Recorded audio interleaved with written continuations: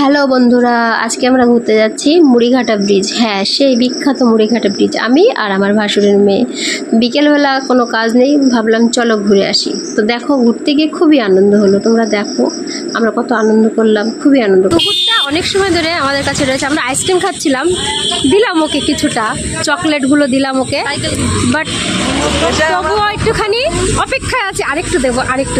তো আমরা আজকে এসছি আমার মেয়ের সঙ্গে মুড়িঘাটা ব্রিজে।